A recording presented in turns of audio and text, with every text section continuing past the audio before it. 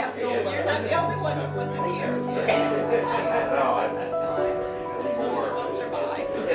I'm so glad because it's getting bad for us. Oh, yeah. It's getting scary. Yeah, when I turned to my wife Sharon and called her by a different name, I'm in deep trouble.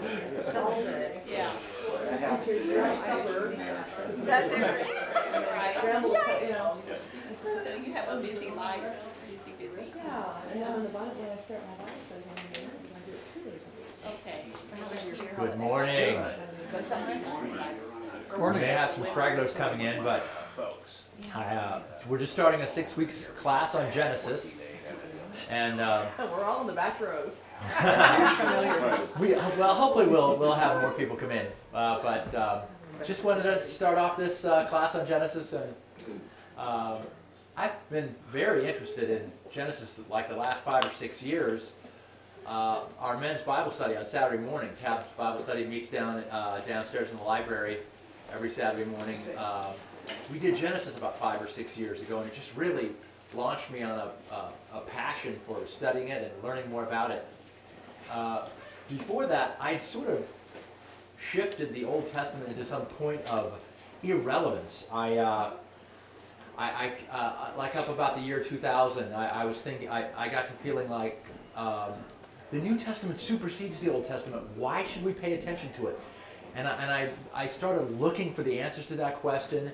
And I went to a theology conference in about 2007 at Wheaton, my alma mater, where we were able to hear N.T. Wright speak.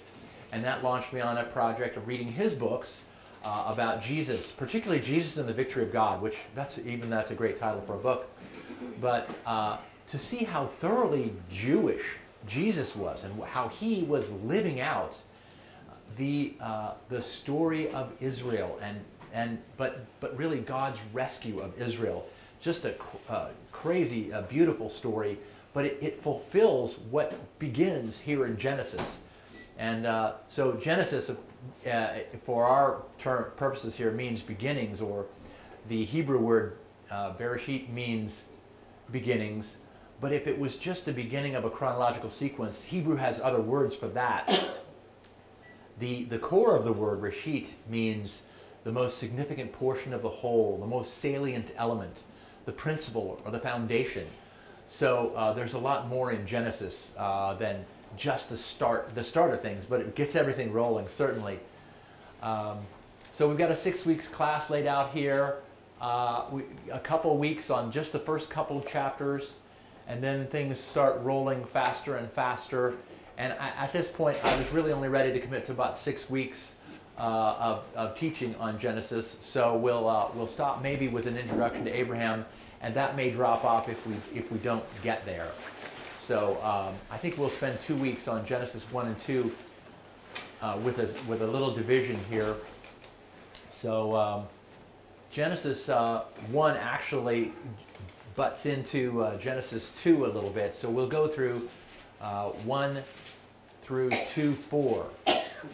So, and when you see this, I've just been soaking in this, particularly the first couple of chapters of Genesis for the last few months, trying to see it and understand it and look at it. And for me, it's a fresh look, so I hope it's a fresh look of Genesis for all of you. But this idea where God creates the cosmos, but it turns out when you really look at the text, and I haven't seen this summarized this way in other writers, but my summary of it is that he prepares for us in a way that it provides goodness, blessing, and rest. So we'll see that as we go through it. It's funny how we don't really think much about darkness. But the curtain rises on Genesis on a scene of total darkness. And then it looks like the monitor's off, but this is actually a slide. And I spent some time on this. Yeah, because actually I tried to blank out the whole slide, but I kept finding this blue line, so I had to figure out how to turn off the outlines on the graphic. We just don't think much about darkness.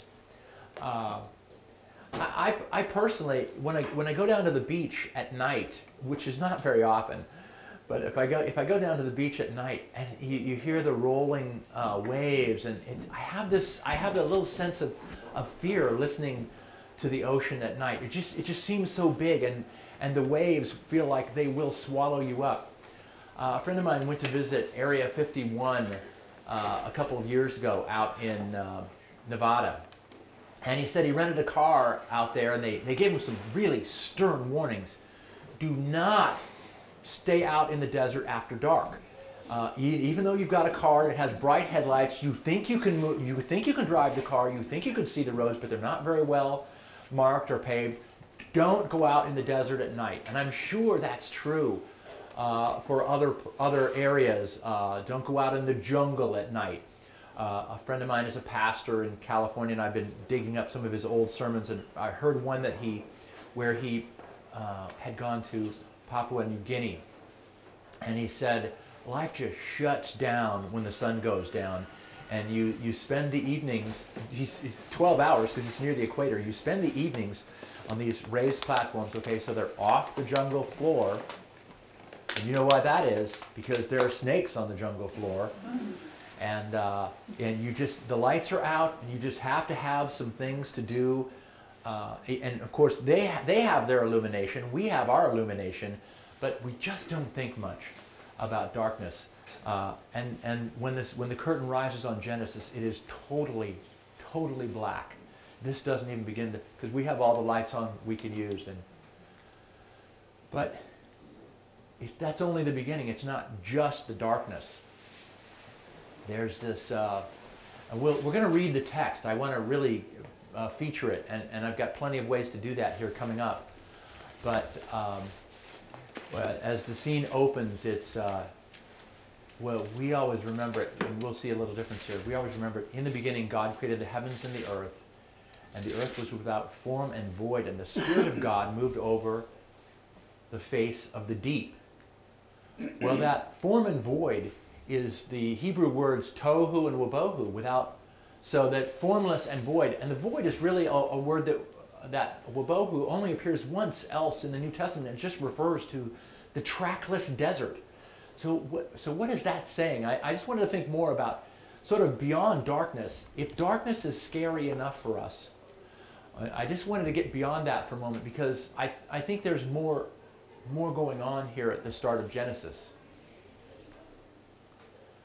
That tohu and wabohu, so formless and void, the trackless desert, but tehom, the deep, is, and the Spirit of God was moving over the face of the deep. This is sort of a nod in Genesis to other myths from Mesopotamia where the Jews were in captivity. They'd been carted off to Babylon, and that's what we see as this Mesopotamian myths and the Egyptian myths. So tehom is, for them, would be the sea, or even at the bottom of the sea, the monsters that lurk at the bottom of the sea. For our kids or our young children, it might be monsters under the bed. The dark places where we don't go, where you have to watch your step because things are scary there or in terror. So this tehom, it reaches out, this Hebrew text reaches out to say something to those cultures around them. And so we find that the Hebrews are giving a message out to the rest of the world saying, well, you think that deep and dark is scary, but they've got another story for us here. Another thing, just a little after this, when God creates the sea creatures and calls them good, that word sea creatures is this Hebrew word, but it's translated in other contexts as monsters, sea monsters. And then also the root word here, which you can see there, translated dragons in other places. So again, the Hebrews are sending out their word to really subvert the stories of other cultures and say, you think you have this story, but I've got a word for you.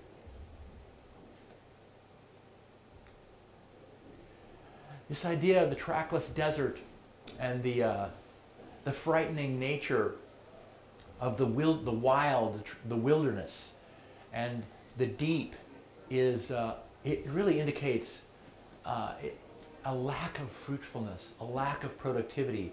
And we can see those qualities because of what this first chapter of Genesis really talks about.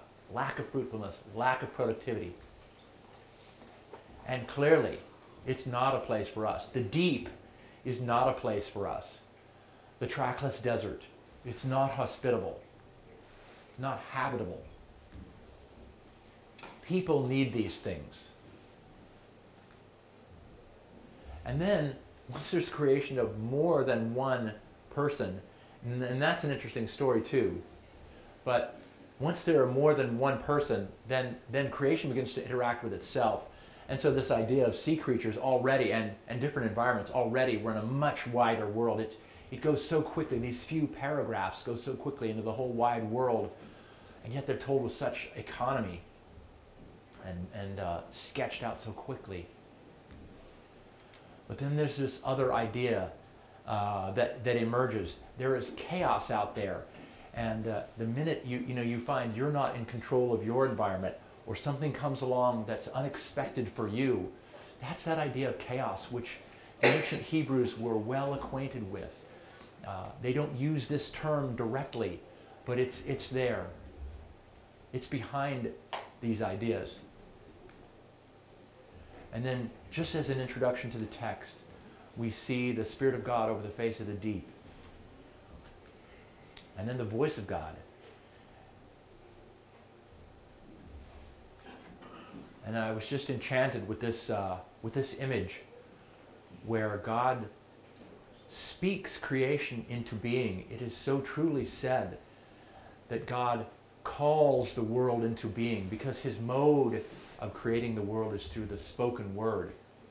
And this is, I have some points of discussion to talk about the image of God, but certainly our language is one of those areas where we are like God, but so many other areas on that. But just to move along on this and get to the text here. So this is a version of the Hebrew text translated by Robert Alter, a terrific scholar out of Pennsylvania over the last few decades, contributed to the Orthodox Jewish Bible. And if you're going to learn, if you really want to understand the Hebrew text, getting into the Hebrew, I don't really know Hebrew. I got a good, what I consider a good theological education, not a pastor's education at all from Wheaton College, and I learned Greek, but I really stayed away from Hebrew. I was always intimidated by it. So I didn't spend much time on Hebrew, but even the Hebrew is Greek to me. That's just to use that phrase, although I've kept up with my Greek. This translation is really terrific, but you'll notice right away, even what I quoted as that first verse of Genesis is quite different. But if you want to engage with what the text is saying, getting to the Hebrew and seeing what those words mean is like moving from a television in black and white to color. It's that kind of shift. There's so much more to it, and of course this is a Hebrew scholar, a Jewish scholar, so he doesn't like to do as we do and read in some what we consider earth-shaking theology into it. And so you can see that I did that with breath. I didn't want to disturb Robert Alter's translation, but I didn't want to miss the opportunity to also affirm the New Testament theology right here in the Old Testament. So just to read it here. When God began to create heaven and earth, and the earth then was welter and waste, tohu and wubohu, and darkness was over the face of the deep, and God's Spirit hovering over the waters. And God said, "Let there be light," and there was light. And God saw the light, that it was good. And God divided the light from the darkness. And God called the light day, and the darkness he called night. And it was evening, and it was morning, first day. Very, very nice way of putting these few verses here. So we see that there are these aspects. Well, there's chaos, of course, and it's really dominant until we get God's speech. So that's the transforming element here, the Word of God. The New Testament brings this term into the Old. So in the Gospel of John, the very first verses of the Gospel of John says that that Jesus was there at creation as the Word and power of God, and so that the idea is that the Logos of God, Jesus is the Word and power. So the word Logos is very rich. Of course, it's not in the Hebrew, but it's connected through our stories, through the Gospels, through John, through the wisdom writings, through the Psalms and the prophets. Then we go right into the heart of Genesis. It's like John taking an arrow for this idea of Jesus being at the very heart and center of creation as God's active principle, and being the thing that creates order, and more than that, habitable order out of chaos. So here, God and Spirit plus Word and power, and this prepares habitable space for us. Okay, so we just finished those couple of words about light, and we'll read a little bit more. And God said, "Let there be a vault in the midst of the waters, and let it divide water from water. And God made the vault, and it divided the water beneath the vault from the water above the vault. And so it was. And God called the vault heavens, and it was evening and morning, second day. And God said, let the waters under the heavens be gathered in one place, so that the dry land will appear. And so it was. And God called the dry land earth, and the gathering of waters he called seas. And God saw that it was good. And God said, let the earth grow grass, plants yielding seed of each kind, and trees bearing fruit of each kind, that has seed within it. So that seed bearing fruit, bearing seed, bearing fruit. It's not just a habitable place, but a sustainable place.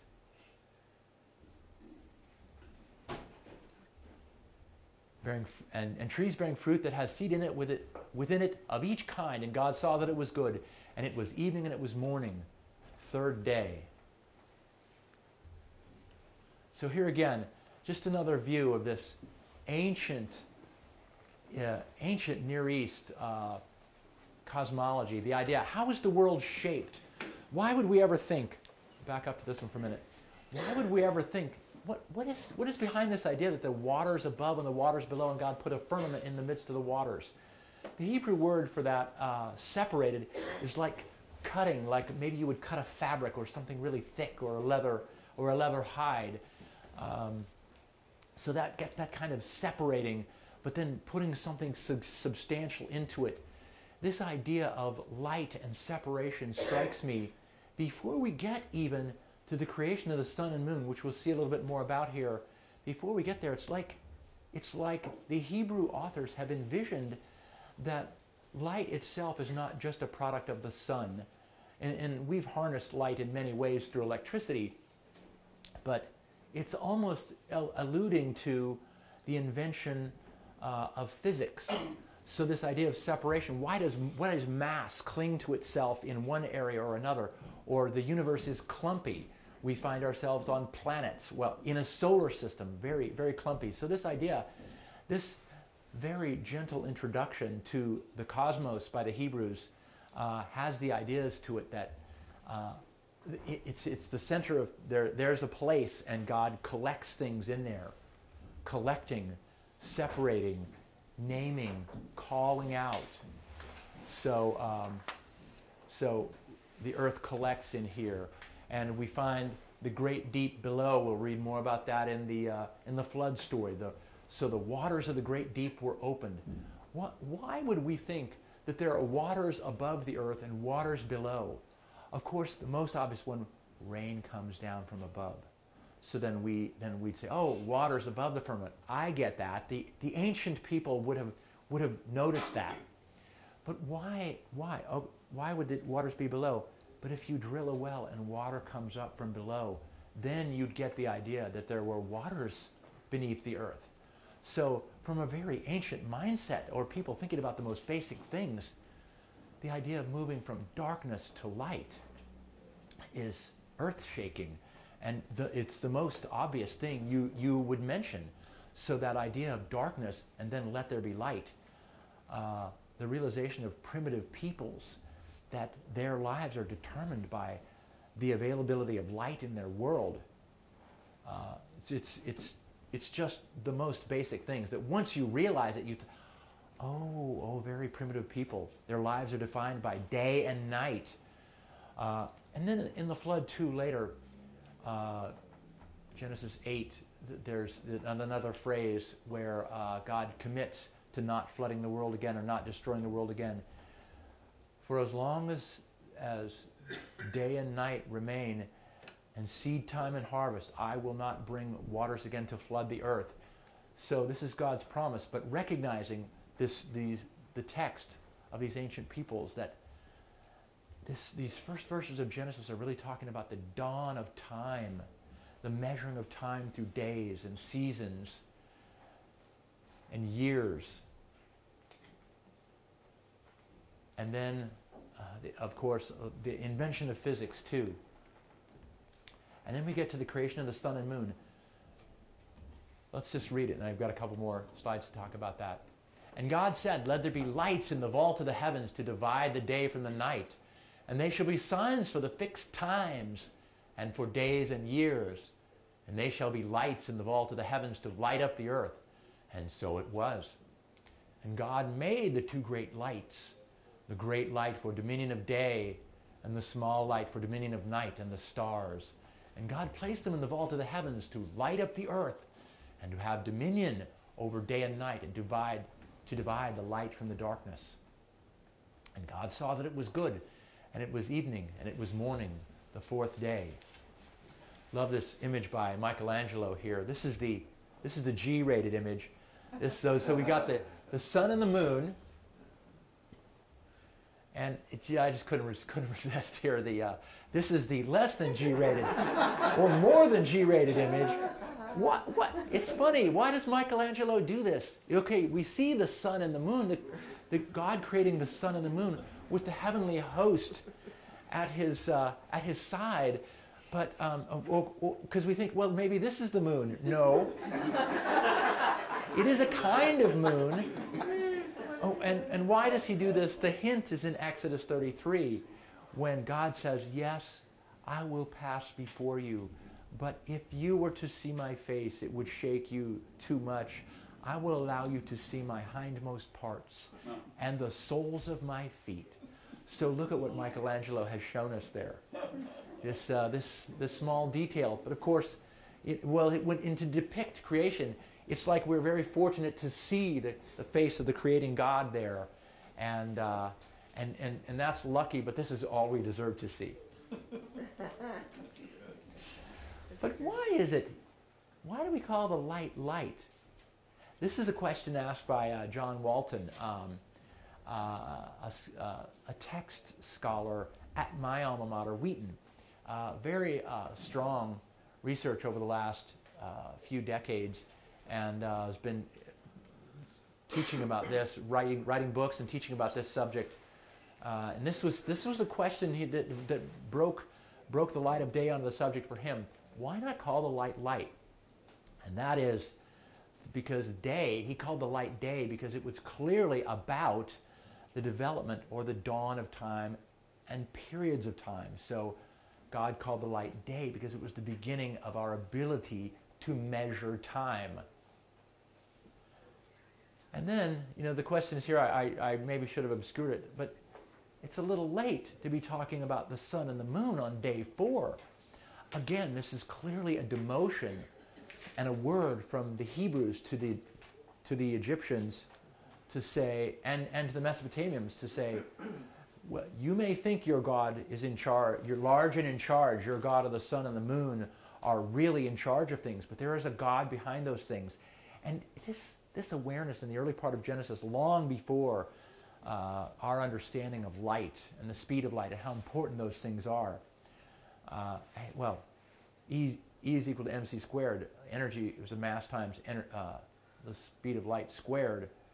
So even that establishes the idea of relativity for us. So we are created in a certain place, but the sun and the moon aren't the most determining factors in the universe.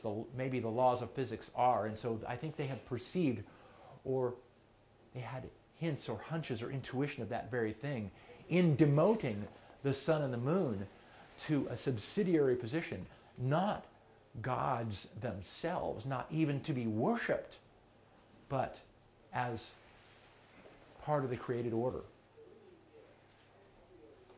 So that's the insight of these Hebrew scholars, peculiar and perceptive insight that all things in creation are subordinate to the relationship between the Creator and the creation.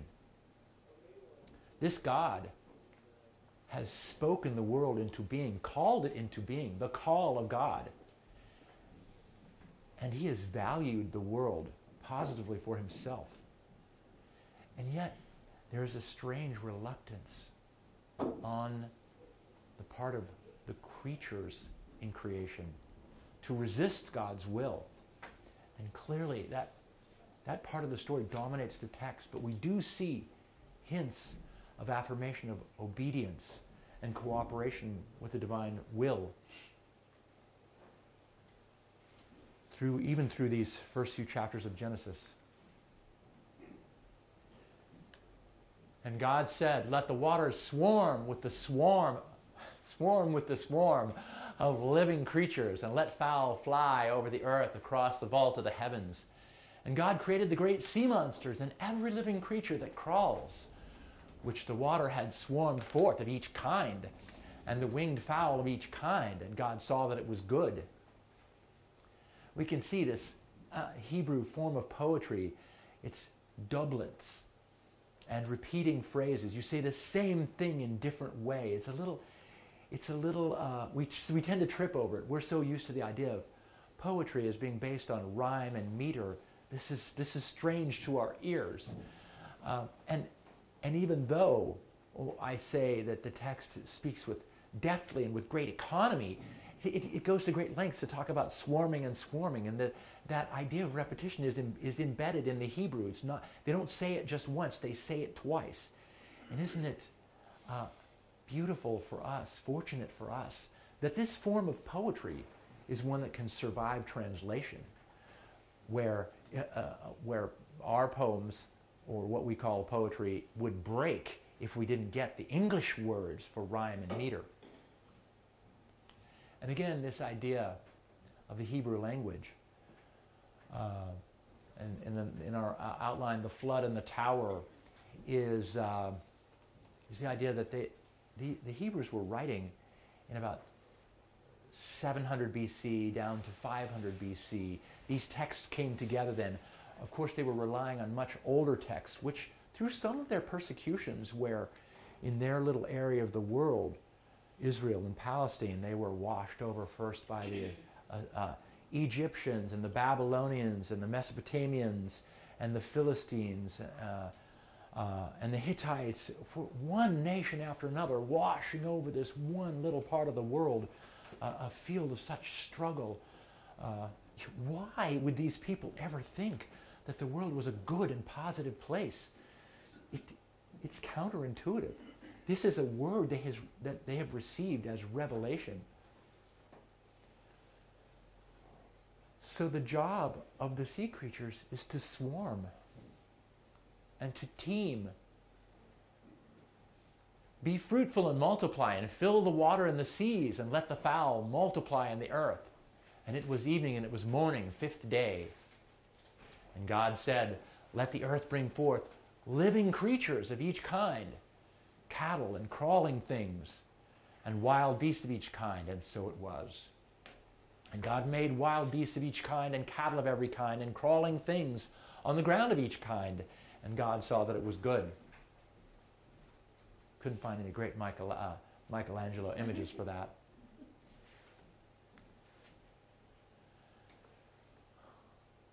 And God said, let us make a human in our image, by our likeness, to hold sway over the fish of the sea and the fowl of the heavens and the cattle, which is really the term, the four-footed beasts, and the wild beasts and all the crawling things that crawl upon the earth. And God created the human in his image. In the image of God, he created him. Male and female, he created them. And God blessed them and said to them, be fruitful and multiply, and fill the earth and conquer it, and hold sway over the fish of the sea and the fowl of the heavens and every beast that crawls upon the earth. And God said, look, I have given you every seed-bearing plant on the face of all the earth, and every tree that has fruit-bearing seed, yours they will be for food.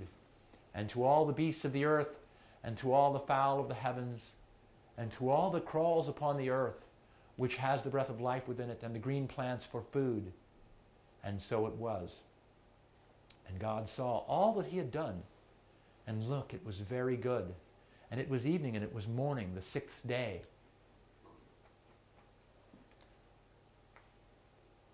Can you imagine this speech that has created, that has taken the dark and overcome it with light, and has created habitable order in the midst of chaos, suddenly turns to the humans and says this. And of course, like the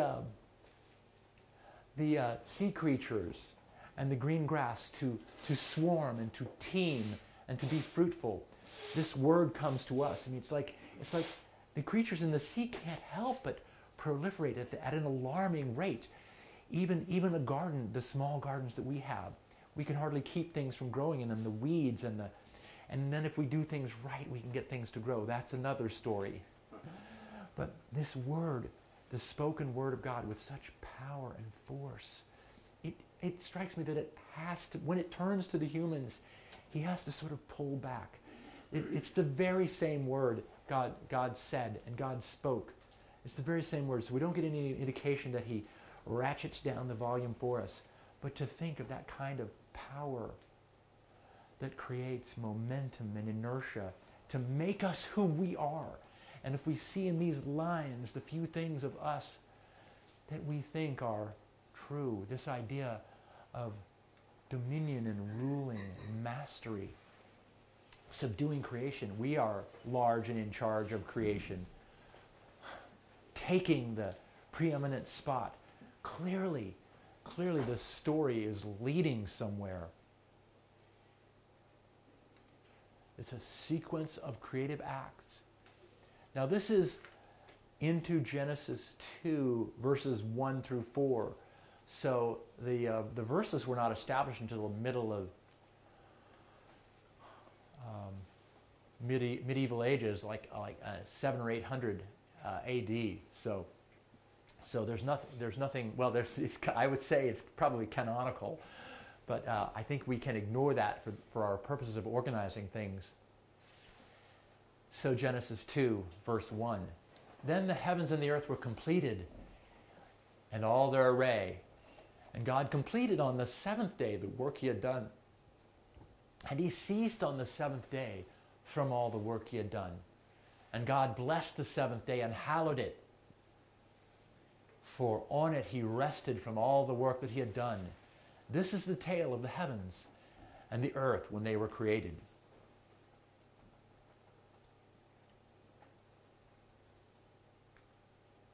So this is not to read. This is just a visual. This is just to look. And I just wanted to notice these things about, first day there, second day, third day, good, good, good. Fourth day. This is really not very helpful. It'll be more helpful in a minute. Again, fifth day, good, blessing, goodness, blessing, and rest. It was after reading the text so many times, I suddenly had this idea that this text is all about goodness, blessing, and rest. And you would not think that if you had lived in that part of the world, washed over first from one direction and then another, and every conceivable tiny change and variation of vector, seriously washed over by every one. Okay, now to just kind of compress it down a little bit. This is just another look. To take that text and I couldn't even fit it on one page like this, but doesn't it look kind of funny? The typographical properties, the words look like they're all in different directions. It's just a visual, because just as God named things and separated things and categorized things and pulled things together, isn't that just what we humans do? Look what I did with this. We organize, we name, we separate, we call forth. So I put together a chart which has nothing of the power of the text, but just some organizational ways to look through it and talk through it. So I've got some of these back there, and I have a few color copies too, and I think the color is so instructive to just give us the idea of this sense of the days and what God is doing, and what's going on, and what's the condition, and how he treats it and views things. So, light, day and night, time, the vault of the heavens, the gathered waters in the sea, let the dry land appear. I was talking with a friend just this week who said, just this one idea of noticing, if California is getting a lot of rain, then that means it's not getting to Colorado, and their skiing won't be as good in Colorado this year, which is the idea that the weather rolls in from the oceans, the moisture comes in from the sea and evaporates, and the rain comes down from the heavens. So the ancient Hebrews surely knew about the patterns of atmosphere and weather, and certainly they noticed its impact on the fruitfulness and productivity of their gardens, farms, and fields. So the gathered waters, let the dry land appear. Look at this funny thing here on the fourth day. Okay, on the third day, we've got the little blue line, the thin blue line, the gathered waters in the sea. God creates on 6 days, and I've got another arrangement of this on another slide so we can look at it a completely different way, so I don't have to say everything here. But the division between inorganic and organic life on the third day. And on the 6th day, we see the division between animal life and human life, which suggests an order of magnitude difference between the two of them. We know the difference between inorganic matter and organic matter, this matter that teems and grows, and you just can hardly control it. You look at a garden, I look at our tiny little garden, 5 little raised garden beds that we built a few years ago, and you look at it and think, boy, that can get out of hand really fast, particularly if we fertilize it. And because we fertilize it because we want certain things to grow, but then other things we had no idea were going to grow are going to be there. The difference between inorganic matter and organic matter. And then on the 6th day, 2 spoken words on the 6th day. The living things, but then the humans. And we see made in God's image and likeness. God says, let us. This is the royal we. And some academic scholars, commentators use the idea of the royal court or the heavenly host. Let us create man in our... And there's a whole science and a whole body of literature on all that stuff. The heavenly host. But we are made in God's image and likeness, male and female, to rule and to be fruitful, to multiply, to fill the earth and subdue it. And it's like, well, are we not going to multiply? Are we not going to be busy and energetic? God is so energetic in this passage. Look around, that's who we are. The idea to be fruitful and multiply, humans are like that. They will not stop that stuff. And have dominion over, wow. Have dominion over. That's what we do in every area of life. And if we see, once we see God doing all the things that he's done and how we are like him and we start doing all those things that God does, well, we're fulfilling that divine mandate. All that he created. So good, good, good, good, good, good, good. And then very good. It's more than just the exclamation mark at the end of the sentence. It's an affirmation. And the seventh day, he ceased creating and rested. There's so much more going on in this phrase of what happens on the seventh day. 6 days of active creation, and then stops creating. The ancient world was all about worshiping gods of every kind. And temple inauguration ceremonies were always 7-day events. And on the last day of the creation of a temple, the image of the god would be placed in the temple. And then the temple would be fit and ready for the god himself to dwell in that temple. So this story of Genesis is echoing the story of the creation of a temple, a cosmic temple, much bigger than the garden, and much bigger than, of course, even Israel.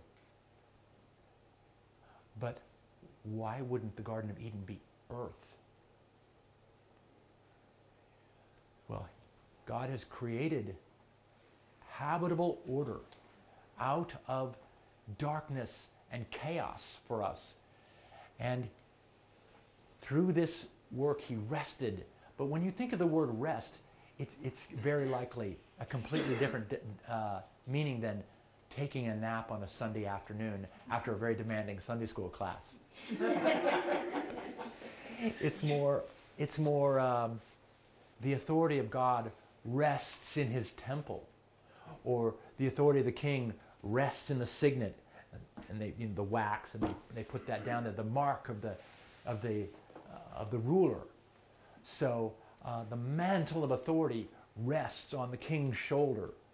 So that's more the kind of rest we're talking about.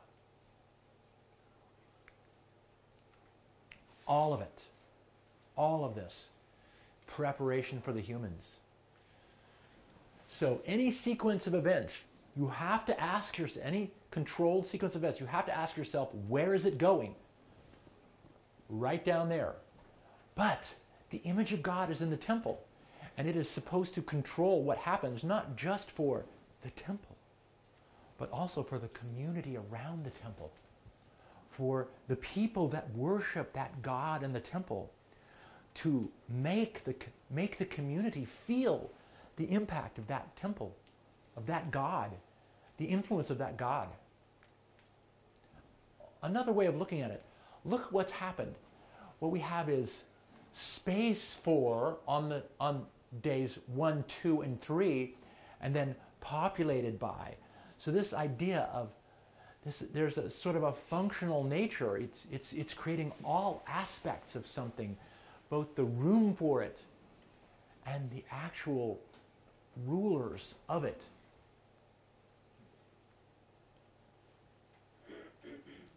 It's funny to think that the second day has the vault is the atmosphere, gets sea creatures and birds, but the atmosphere contains the dry land, so it is sea and sky together.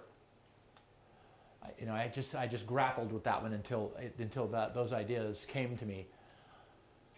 The third day, sixth day, gathered water, seas, the beasts and the cattle, and of course, a garden. Once we get to the garden, that is for humans. Gardens are what humans normally make out of nature. Gardens are a mix of nature and culture, agriculture, what humans make of it. Nature and culture. So that all the materials, all the preparatory work, and then the garden, it's for humans. Preparation for humans. Habitable space, habitable order. God has gone to such great lengths to prepare for us. And look, the story continues. I saw this theme in nowhere else, but I couldn't avoid it. Once I came to this idea that goodness, blessing, and rest is all about the story of God's preparation for us. And why would anybody think that? It's counterintuitive. It's not what we see on a regular basis. Preparation, God has prepared it. So it's like the cosmos is in order, and the earth is in order, and the dry land is in place, and the weather comes, and the plants grow in it. And then he carved out this little garden in it for it, a little space, a little bit of sort of heaven, a perfect garden, Eden, a little bit of paradise. And he puts us in it. He's prepared all that for us. When the image of God is in the temple, and we are that image in the cosmic temple, in the earthly temple, now we prepare a way for that God to come. And again, we're not alone in this. The idea that God starts by creating something that is not himself. There's the other, the thing and the other. As C.S. Lewis calls God, the ground and the fact of all reality. Creating something that is not himself. And of course, a range of somethings that is not himself. So the weather system, so of course, bring on the natural disaster, cue the natural disasters, hurricanes, earthquakes, the creation itself moving and living. Well, and there are reasons for that. The curse, it moves in ways that we don't like, that are inhospitable to us. But we are not alone in this. So God creates something that is not himself, but that answers one of the fundamental problems of our questions. Because, and I've got this on another slide, it just can't help bringing it up here. Is it really good? Is it really blessed? Is it good at all? It couldn't, it's cursed. How can you think that? Because this is the sign that although it is separate from God, he takes a part of himself and goes into creation and becomes his creation and is subject to everything his creation is. And so that's part of that's the wonder of this story, which of course the Hebrews began and the Christians have sort of co-opted. And we want to read in our theology to that because we see some of the end of the story. Some of the end of the story. And then this is just a nice summary statement. God has gone to such lengths to prepare a place for us. Now it is for us to prepare a place for God, to make our lives suitable places for him with that same care that he has made the place for us. I want to talk more about this word good. It's not to try and read. It's just there's just so much here. These are two different summaries of all the ways the word good is translated. It's to this Hebrew text of Genesis 1 is such an affirmation. I'm going to come back to this in just a second. A striking affirmation and assertion. It's just absolutely a crazy strong affirmation and assertion. It's almost lunacy that these people would think that. That's what people will say to them. But of course, we have hints of that obedience and cooperation with God's purposes. Only hints of that. But goodness, is it really good? What do you mean by good? It's not just good as in, oh, good. It's good as in an aesthetic good and a moral good. Good in the widest sense, used both as a noun, an adjective, as an adverb. Beautiful, best, lovely. And even the guys get in on it every now and then at the end a little bit. Handsome, maybe a little. And then this idea is, of course, C.S. Lewis, one of my favorite authors.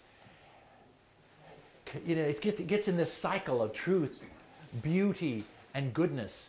But he also adds this idea of being. Truth is good and beautiful. Goodness is true and beautiful. Beauty is true and good. it's like a vicious circle, or a virtuous cycle where truth, goodness, beauty, you judge the one from the other. If it's really true, it's like this, a cycle, not just a triangle, but really a virtuous cycle. Truth is judged by being, goodness by truth, and beauty by goodness. It's hard to get your head around all those ways of combining the phrases. If truth doesn't exist, you would question it. And then you would know goodness by whether it's true, and beauty by goodness. This is you can read a lot more about this in C.S. Lewis. We know all three immediately and intuitively. He maybe knew them immediately, intuitively. I got to think about it for a while. And then, again, this is just another way of going through, in summary, from the nothingness and the chaos and the darkness to the created order. Humans, the image of God in creation. Look, remember now the Ten Commandments? Thou shalt have no other gods before me, and no graven image or likenesses. Commands 2 and 3. Why is that? They got their image. I got your image right here. I got your image of creation right here. Rule it and subdue it. Master it. That's why. Because the image of God was already in his temple, the cosmic temple. And then garden as nature and culture. And also gardens were famous for being, the best gardens were the king's gardens. We have our gardens, but, well, the garden would be like a zoo for us, or botanical gardens. The really good ones take a lot of money and power to have the space and get it set up right for a real display of the variety and interesting features of creation. And then this is where God rests and dwells, which is what's so much importance leading up to the idea of tabernacle and temple. Because once Adam and Eve are escorted from the garden, then they have no hope of life. Their source of life was their relationship with God, which was almost unmediated in the garden state. So now the idea that they look forward to the tabernacle and then a more permanent fixed place in the temple. Maybe the tabernacle has some virtues because it was at least portable. Okay, we all have to go to Jerusalem when there's only the temple. But it's these ideas. And the key summary from the chapter, God is the main actor, creating a place of goodness, blessing, and rest. And then, of course, the questions begin immediately. Is it good? Really? Is it good at all? Is God really in charge? What is his character? And so next week we'll talk about the image of God and male and female, and then go into other orders. And I can maybe go back to that first slide just to see the...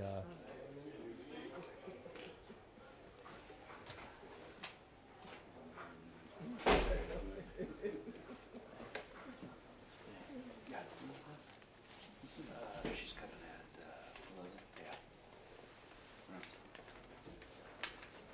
So any thoughts or questions? I know I dominated the conversation here. Suzanne? Well, that one, the main one there was Robert Alter's translation. It's just this one guy's translation of Genesis, but he was the lead scholar for the Orthodox Jewish Bible. So great text integrity there.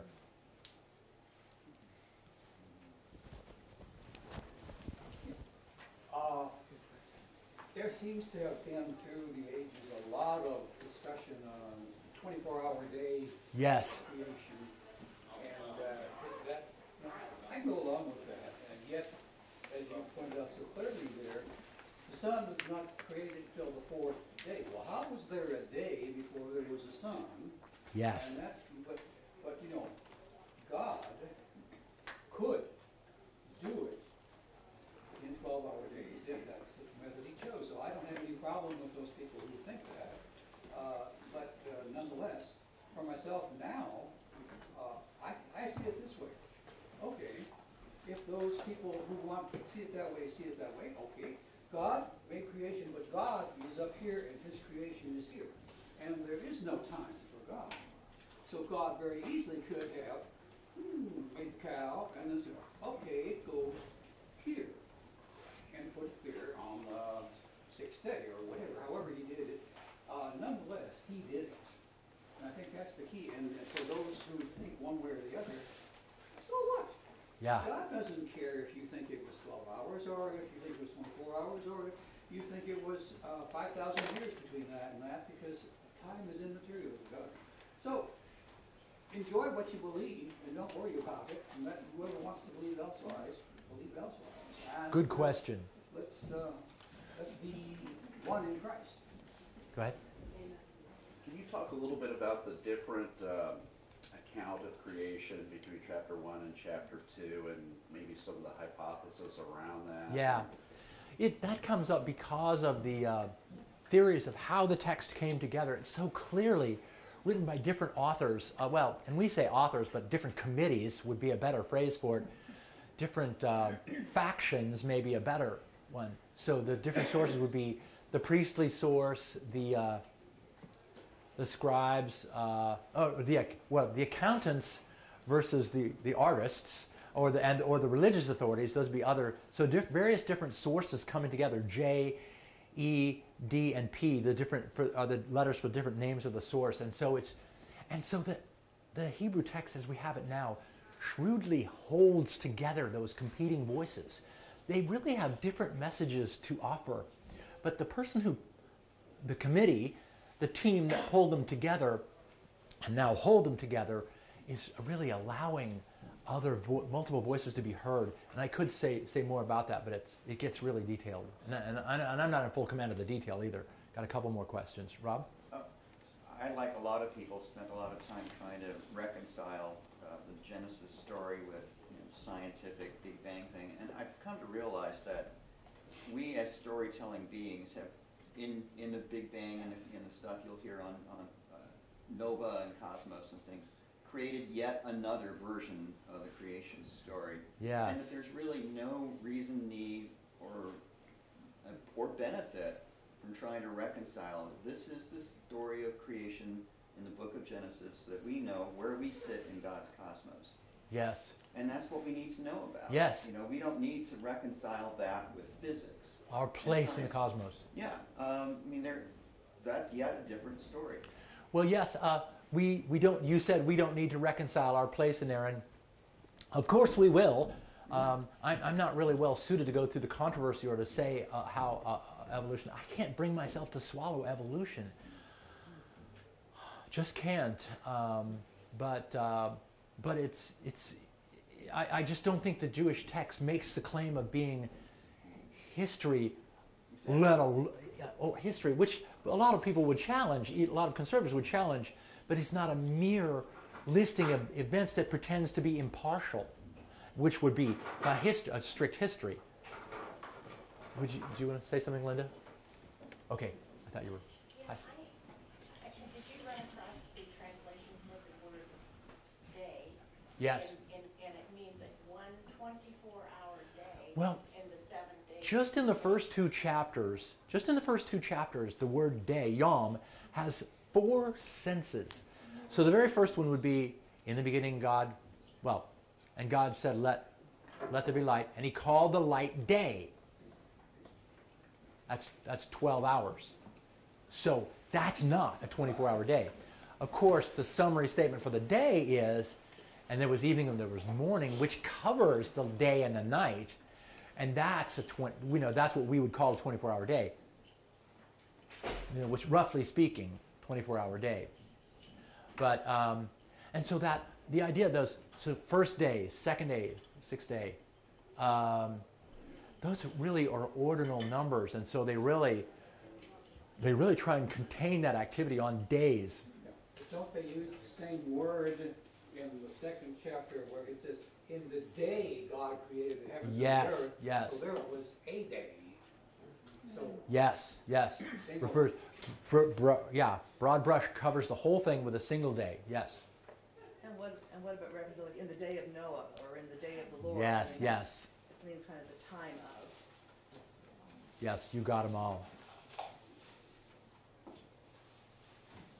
I find myself thinking about the fact that this is how God introduced himself. Yes, And actually, I mean, he could have, but he didn't, could have introduced himself in other ways, I mean, to us. But he chose an orderly, written. creative way to introduce himself and to establish his rule and reign and authority. And I just am reading, I'm rereading Genesis myself, and I just find myself constantly thinking about this as how I should regard him. I mean, regard this as an introduction to him, as my first meeting, and what that means. I mean, the fact that he is the creator, he is The Lord of all. All creation is to be is defined by its relation to the Creator. exactly. Yes. Go ahead. Yeah, I always struggled with the Near East religions, Mesopotamia, and the similarities, Yeah. and is this just a version in the Hebrew? But there are some uniquenesses, the nodding that you indicated. Yes. Monotheistic versus pluralistic, the day and night separation that really give me more faith now that I've Yeah, appreciate it's a that. real assertion. These people are saying, you think you know what's going on and you've got the story, but here's the word. Here's the word we have received. Revelation. Oh, the text written by Moses, well, what was Moses trying to do? I mean, his mission Yes. was to take these people of God, out of Egypt through a desert experience. They didn't know how long it was going to be at that point, into the promised land. Yeah. And so his job was to educate them and to teach them, to introduce them to this, the real God, not Ra, the God of the, the Yeah. sun god of Yes. the Egyptians. But he also had to couch it in terms that they would get. Given that they've been Right, exposed to all right. this Egyptian culture, we don't know exactly what they knew and how protected or isolated they may have been in terms of their worship and their spiritual life. But he had a real job on his hands, and I guess he recorded it in a way that God showed him, number one. Yes. And number two, that would be instructive for them. Yeah, we talk more about this next week too, but the whole That's language. what the text was written for, the original text. Yes, yes, exactly. Yes, thank you. Okay, we got so many people going. I'll just bless the Lord. Thank you for the folks who were interested in listening. And I just thank you for the way you gave us your word. Give us ears to hear this word. For it's in your Son's name we pray. Amen. Got a couple more color copies of this if you want that, which I think are nice. I do have a question. The Lewis quote that community goodness. That was me. Oh, the quote. Oh, you know what? I didn't catch it because I saw it in a summary by Peter Kreeft, Kreeft. Peter Kreeft did a summary, kind of collected some of his comments on goodness, beauty, and truth. It is a Lewis quote. Yes. It's two of them. It's two of those quotes. Yeah, I did Google it, and I didn't find the source, but it was clearly quoted by Kreeft, and I didn't have time to go through all the Lewis stuff to find it. Because I've only got part of his stuff in Kindle where it's more easily searchable. So I've just so treasured Brueggemann. 2034? Oh, C.S. Lewis stuff, that's right, yeah, oh gosh, yeah. I'm going to turn off this camera here.